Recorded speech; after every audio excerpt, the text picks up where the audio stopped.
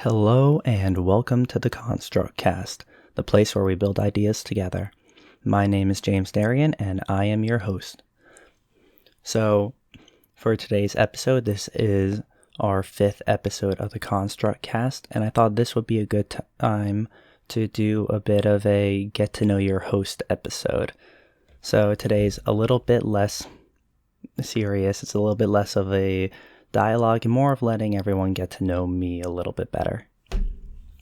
So, first of all, my name is James Darian, and I would like to let you all know sort of how I got here where I am today. So, where to begin? I guess I'll start. I was born in New York and raised in Georgia.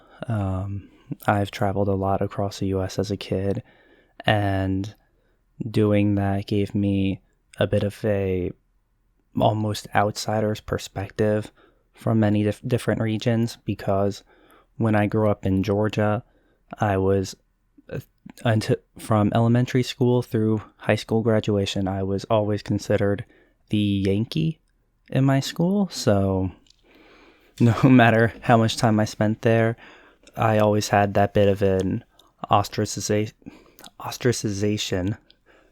from my peers. And when I would go back to New York, I was a Southern boy. And that ended up giving me a bit of a unique perspective on the world. At least that's how I feel. It's a little bit more unique than someone who just is born in a community, grows up in it, and that community is all they ever know.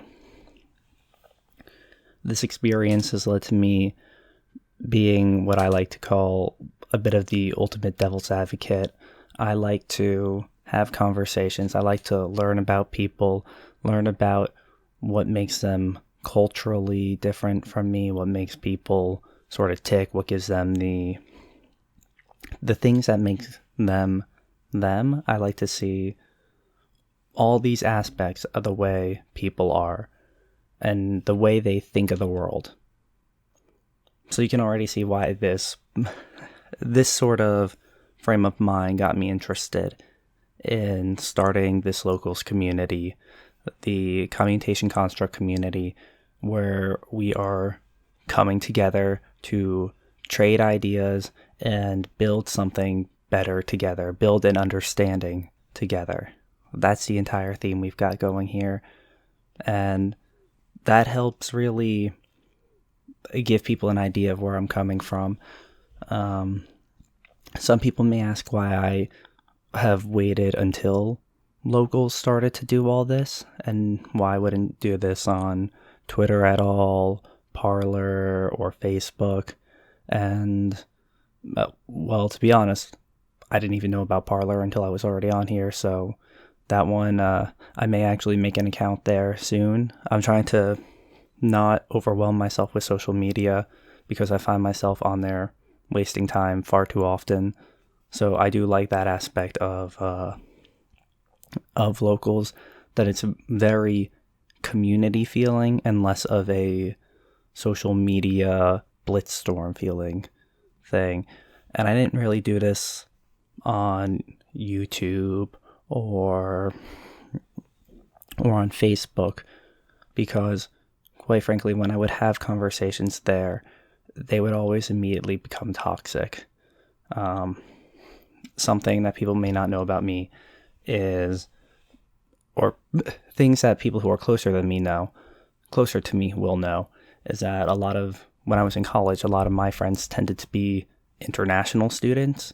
Again, this is because of this same aspect of my personality. I like to get to know people who sort of aren't necessarily local. I like to see people's outside perspectives and what they think of the local community, the local way that people interact, culture, and how that kind of meshes and melds, and also how it collides in different ways. I find that that's a very fascinating thing to see. And of course, I never have any gripes with other people about who they are, where they're from. I don't really care about those sort of things. other than I want to learn about it. That is always my perspective. So considering how toxic Facebook has become recently, and Twitter, and you say one thing wrong, suddenly everyone thinks the worst of you. Like, let me set this straight, because I think people may have questions about this when they listen to me on the Engineering Politics podcast. A fraternity brother of mine, he was not a friend of mine. He was just a fraternity brother. We're Facebook friends, quote unquote friends. And of course, I'm with all my fraternity brothers, regardless of our actual relationship. But when he would go on Facebook, he would always make very slanted posts about political matters. He would put up memes of borders being a figment of people's imaginations, and things like wealth inequality being the white man holding people down, stuff like that.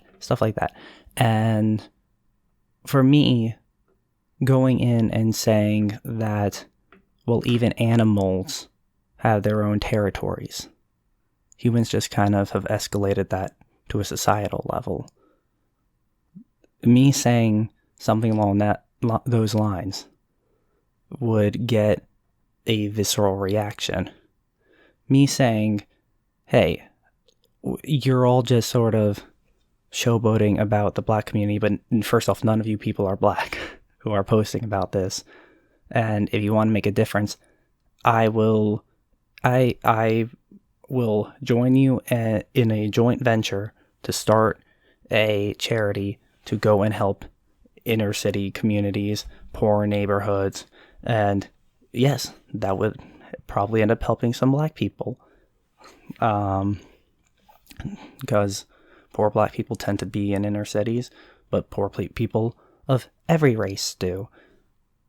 And yet, for offering this, for pointing out that, hey, there are many different kinds of poor people and they live in these areas, or pointing out that borders are a thing that exists because humans form enclaves, communities, and territories, and people gain territories, and they defend them and protect them just naturally, because not all people mesh. Not all people have cultures that blend well together.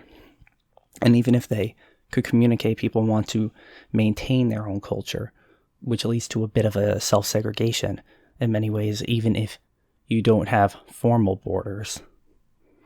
So, saying all that, the response from a select few members of my fraternity, and this was back in 2016, even before the election, they were tagging my name and writing posts about me being white supremacist or racist or something like that, when my comments had no message about race. I actually made the closest comment I ever made about race was me saying to another one of these fraternity brothers who was commenting about inequality, and I was saying, so what, you believe all black people have the lower IQ thing?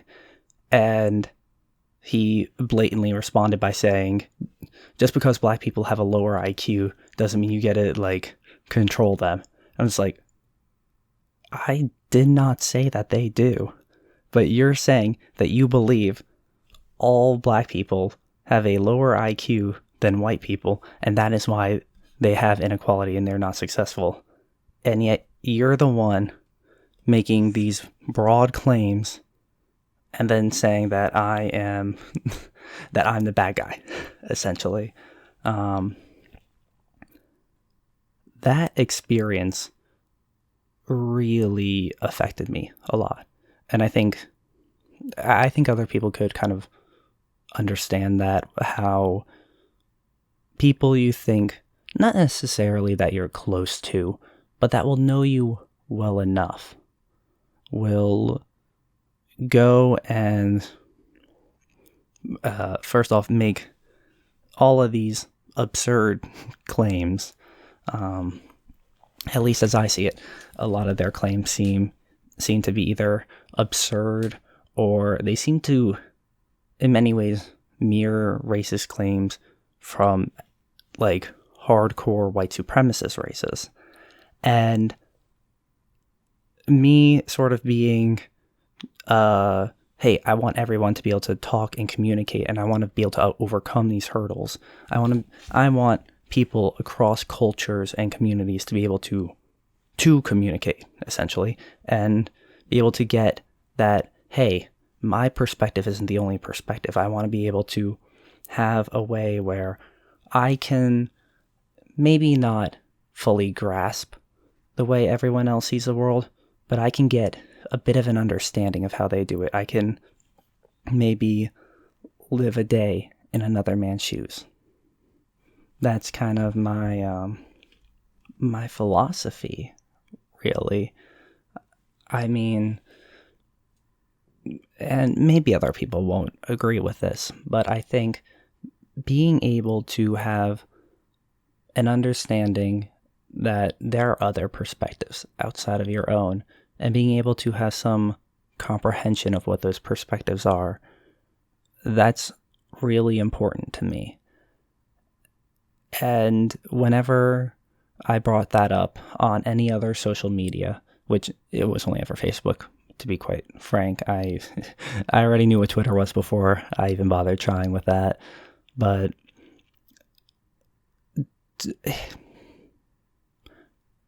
to face that kind of a response from people who are supposed to know you at least adequately, it can really affect sort of not the way necessarily that you see yourself, maybe a bit the way you see yourself, but it can really affect the way you see the world and the way you see communication breaking down. Because the fact is, as I said, I was mostly friends with people in the international group.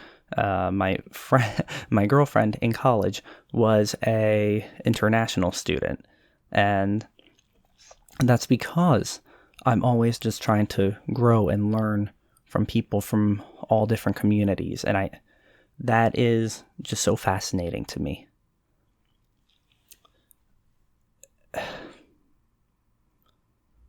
So, I guess I really want to talk a lot about my inspiration here. And for me, facing that backlash and seeing, oh my gosh, I can't communicate with people who are from within my own country, who are from within my own college and fraternity. We cannot have a civil discussion without them trying to really ruin my life just for having a different opinion. They wanted people to be able to search my name and see what they were calling me.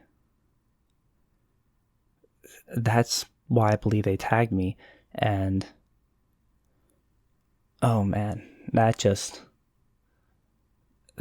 hit me really hard, because I always thought that, at the very least in my fraternity, the one thing that we had going was it was a pretty diverse group of people, just a good handful of actors, a good handful of basically the people who want to be in a fraternity but didn't really fit into any of the other niches. That was kind of our niche.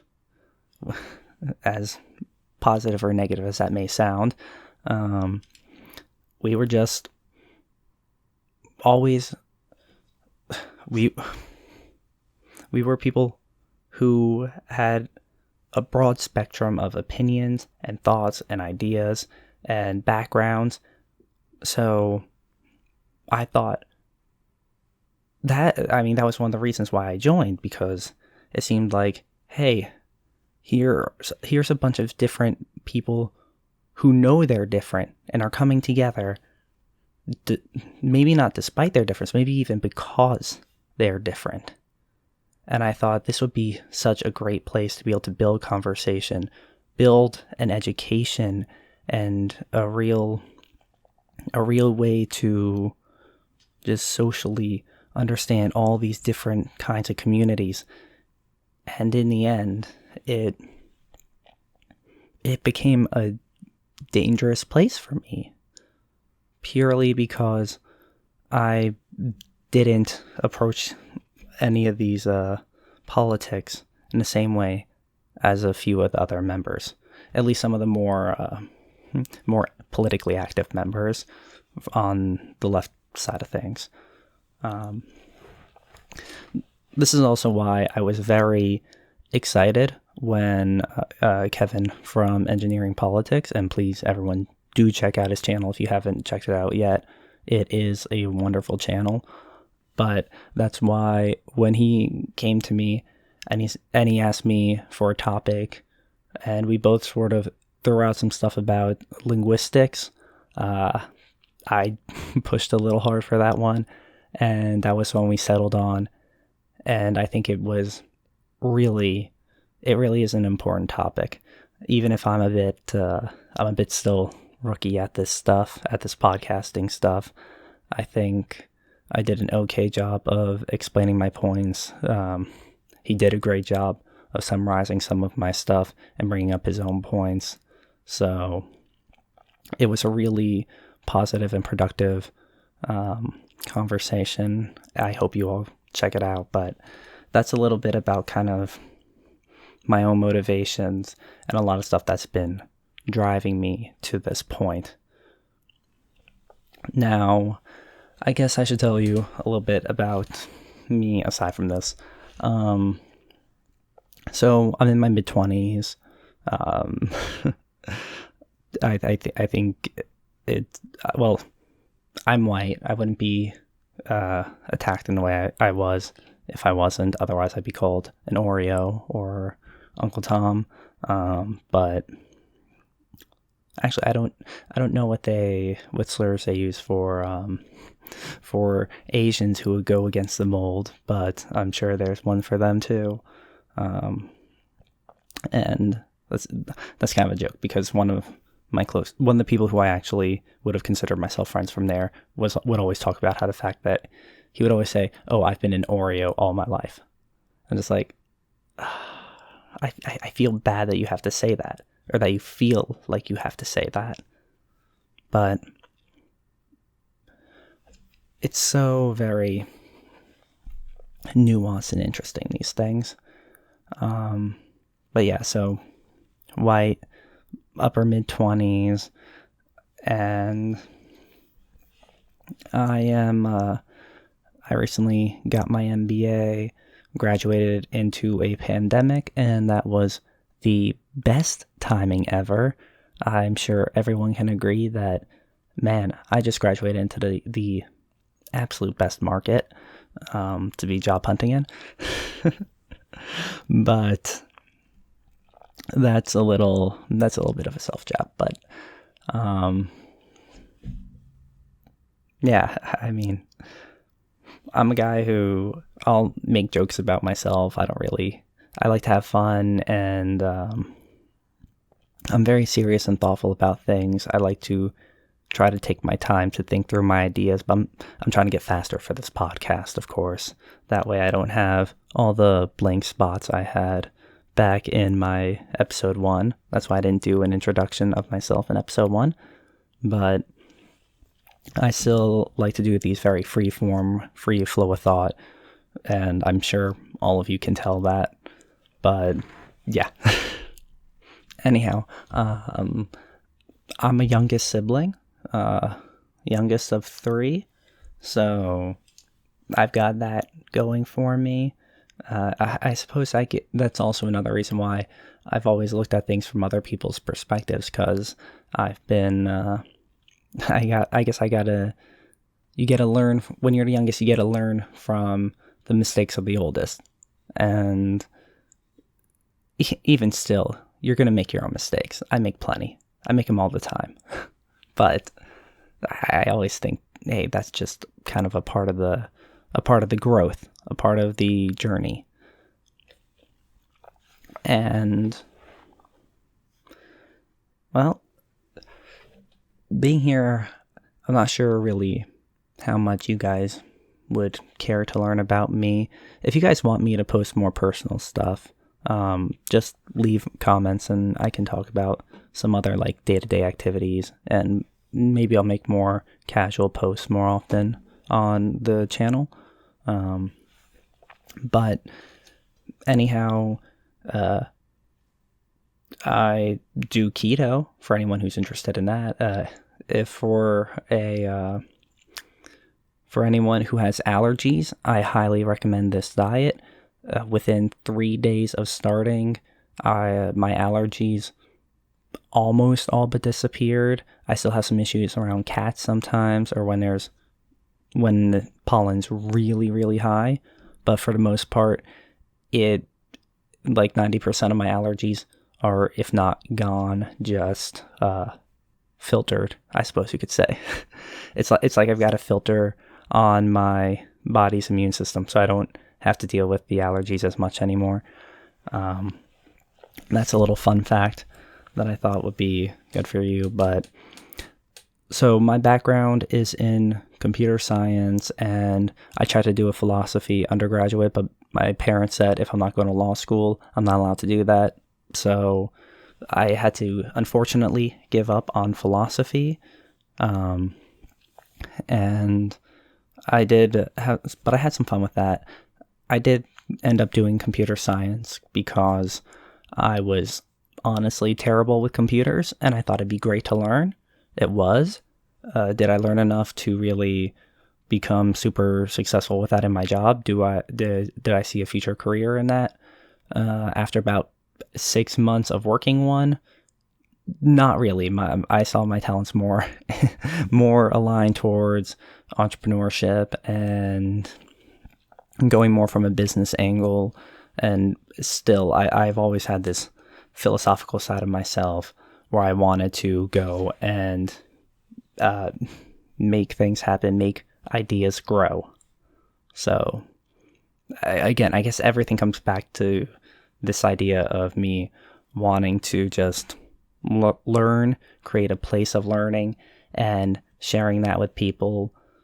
And that really is who I am in many ways. That is key to my personality. It's key to my belief system. And for anyone who's interested in my belief system, I tend to say I'm libertarian conservative. I try to be what I call, what I believe is an American traditionalist, believing in the founding principles of the American Constitution. And sadly, I am not religious. I have tried to be.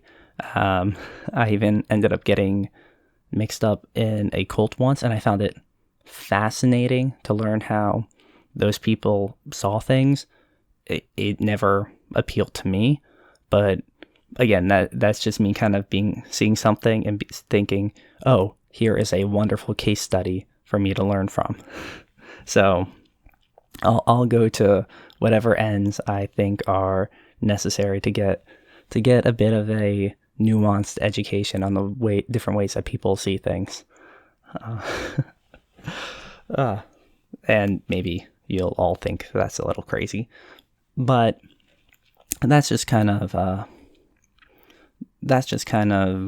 I guess, a little quirk of mine that I'm gonna do whatever it is I do to, I'm gonna do whatever it is I do to figure things out. And I'm gonna, when I have something that's really pushing me, really making me curious, they say curiosity killed the cat, then maybe I'm a cat inside.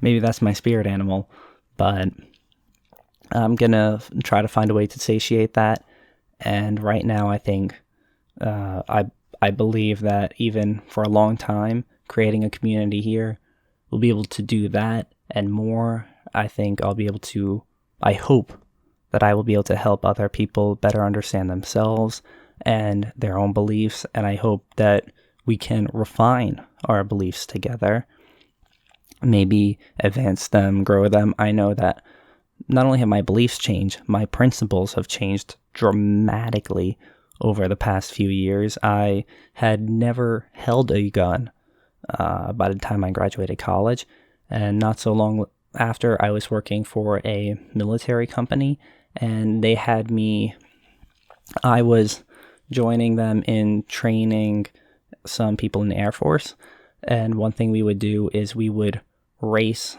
building, ops checking, and disassembling an M240 rifle, which is pretty much as cool and fun as it sounds. My hands were almost always bleeding by the end of it because my hands would go faster, or maybe my mind would go faster than my hands. I'm not sure which one was moving faster, but one part of me wasn't keeping up with the other, and I ended up getting my record time down to just over 30 seconds. I think it was 32 seconds. So that was a crazy experience that really changed. It changed the way I viewed guns in a big way. It changed the way working with people in the military really taught me a lot about not just our military, but kind of, I feel like it was my first time experiencing conservatism from the viewpoint of someone who was from military people, from people who weren't from the North or just from the suburbs in the South. It was very, very interesting to learn.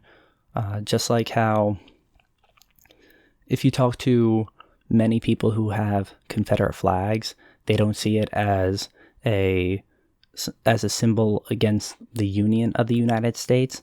They actually just see it as really a celebration of the 10th Amendment, people enforcing states' rights and cheering for their own local culture, which